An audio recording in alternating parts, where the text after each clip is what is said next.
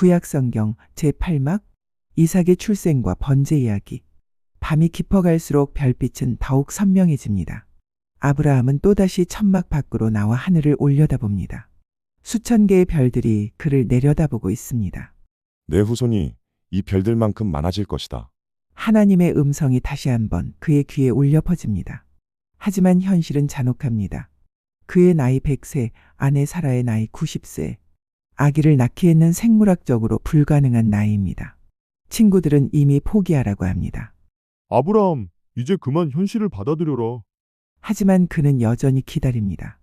약속을 믿기 때문입니다. 일부, 불가능을 가능케 하는 기적? 사라가 임신했습니다. 90세의 나이에 말입니다. 의학적으로 설명할 수 없는 일이었습니다. 동네 사람들은 수군거렸습니다. 정말 가능한 일일까? 하지만 사라의 배는 점점 불러왔고 태동이 느껴졌습니다. 출산 당일 사라는 극심한 진통 속에서도 웃음을 잃지 않았습니다. 아니, 웃을 수밖에 없었습니다. 불가능하다고 생각했던 일이 현실이 되는 순간이었으니까요. 아기가 태어나자 사라는 눈물을 흘리며 말했습니다. 하나님이 나를 웃게 하시니 듣는 자마다 나와 함께 웃으리로다. 그래서 아이의 이름을 이삭이라 했습니다. 웃음이라는 뜻이었습니다. 현대를 살아가는 우리에게도 이삭의 순간이 있습니다. 포기하려던 바로 그 순간 기적처럼 문이 열리는 때가 있습니다. 수년간 준비한 시험에 합격하는 순간, 오랫동안 기다린 아이를 품에 안는 순간, 절망의 끝에서 새로운 기회를 만나는 순간. 그때 우리는 사라처럼 웃음과 눈물을 동시에 흘리게 됩니다. 희망의 무게. 이삭은 단순한 아이가 아니었습니다. 그는 아브라함 가정의 모든 희망이자 미래였습니다. 아브라함이 매일 바라보는 이삭의 얼굴에는 하나님의 약속이 새겨져 있었습니다. 이 아이를 통해 큰 민족이 될 것이다. 이 아이를 통해 온 세상이 복을 받을 것이다. 아브라함은 이삭을 키우며 행복했습니다.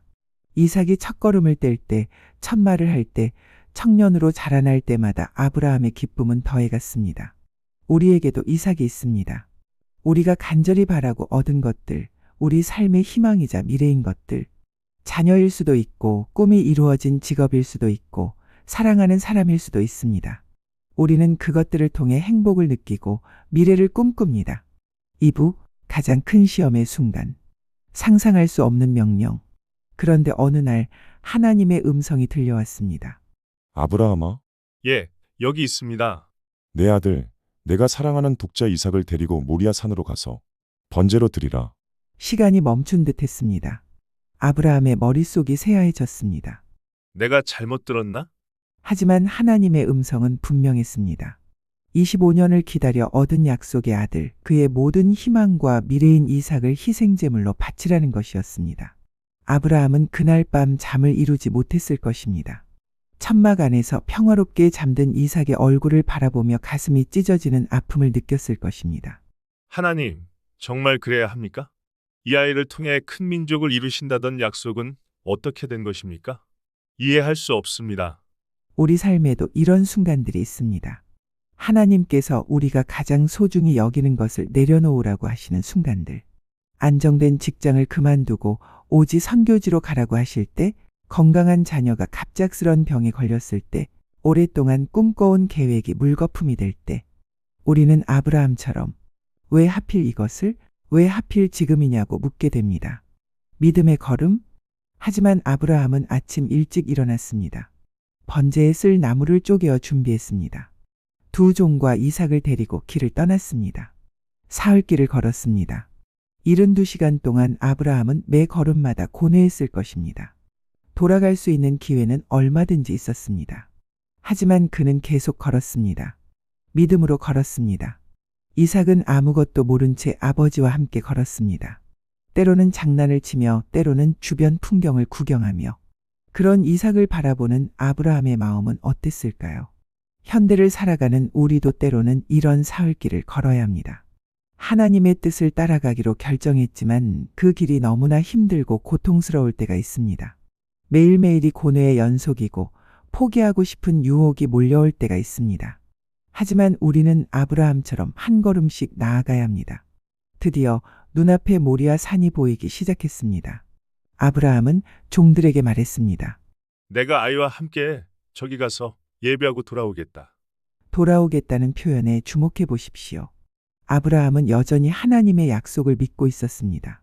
비록 어떻게 될지는 모르지만 하나님께서 이삭을 다시 살려주실 것이라고 아니면 다른 방법을 준비하고 계실 것이라고 믿었습니다. 산을 오르는 길에 이삭이 물었습니다. 아버지, 내 아들아, 왜 그러느냐? 불과 나무는 있는데 번제할 어린 양은 어디 있습니까?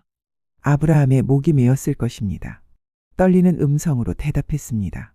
내 아들아, 번제할 어린 양은 하나님이 자기를 위하여 친히 준비하시리라. 이 대답 속에는 아브라함의 깊은 믿음이 담겨 있었습니다.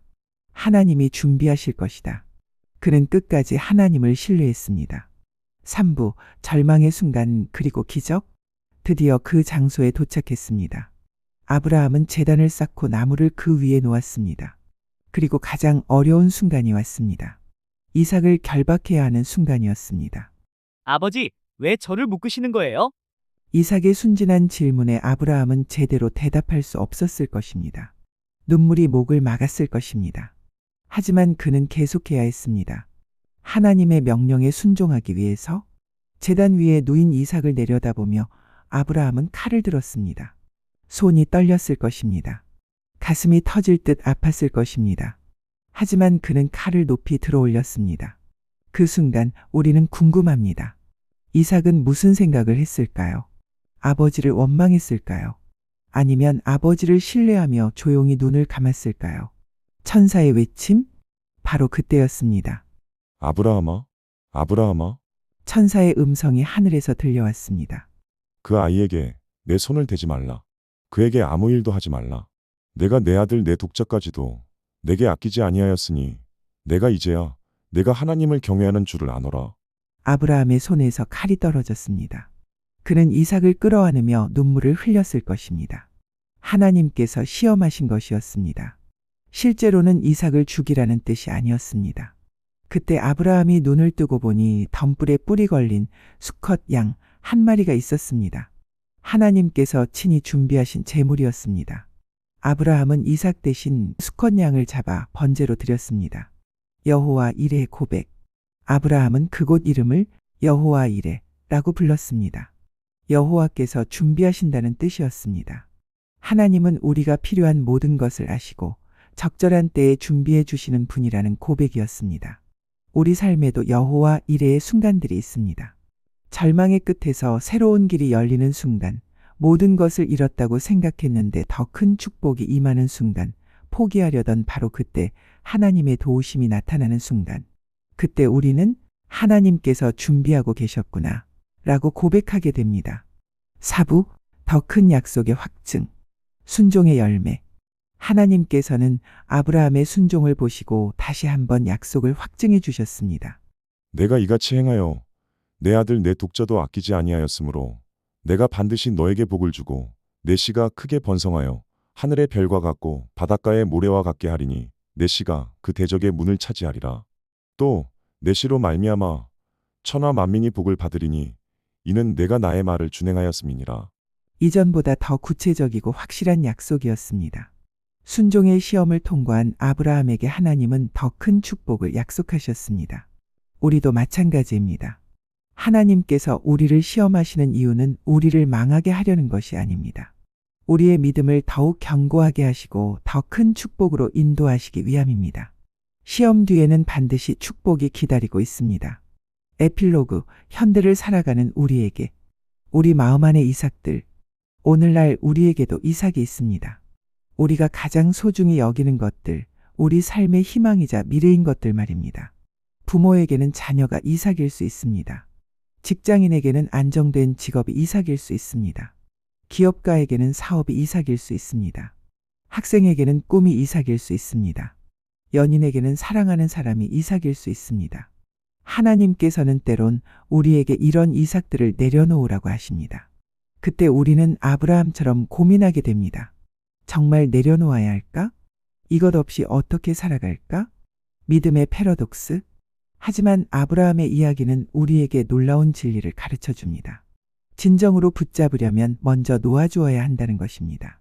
아브라함이 이삭을 놓아주려 했을 때 하나님은 이삭을 더욱 확실하게 그의 것으로 만들어 주셨습니다. 더 나아가 이삭을 통한 축복을 더욱 크게 해주셨습니다. 우리도 마찬가지입니다. 우리가 소중히 여기는 것들을 하나님께 온전히 맡길 때 하나님은 그것들을 우리에게 더욱 확실한 축복으로 돌려주십니다. 아니면 그보다 훨씬 더 좋은 것으로 대신해 주십니다. 이삭의 번제가 우리에게 주는 세 가지 메시지. 첫째, 기다림의 가치를 믿으십시오. 아브라함은 25년을 기다렸습니다. 현대 사회는 모든 것을 빨리 원합니다. 인스턴트 커피, 패스트푸드, 빠른 배송.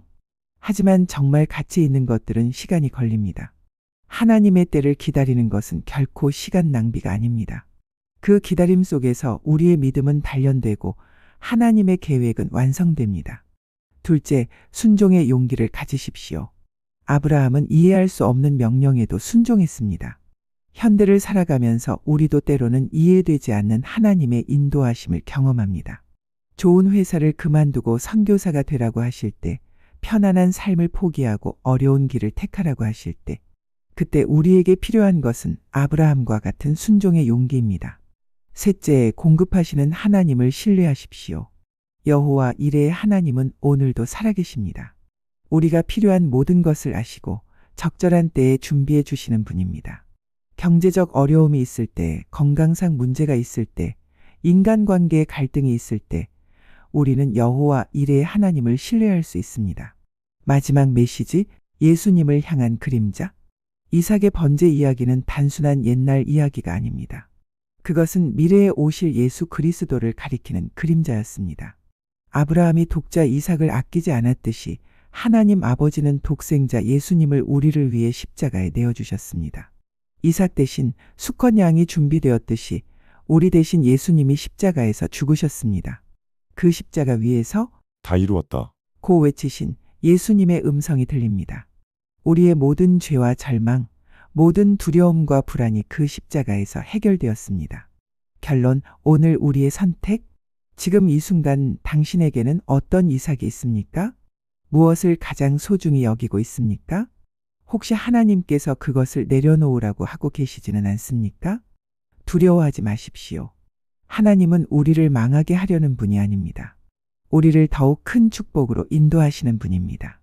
아브라함처럼 믿음으로 한 걸음씩 나아가십시오. 그리고 기억하십시오. 우리의 모든 시험과 고난 뒤에는 여호와 이레의 하나님이 기다리고 계십니다. 그분은 우리가 필요한 모든 것을 아시고 적절한 때에 준비해 주시는 신실한 분입니다. 오늘도 하늘의 별들이 우리를 내려다보며 속삭입니다.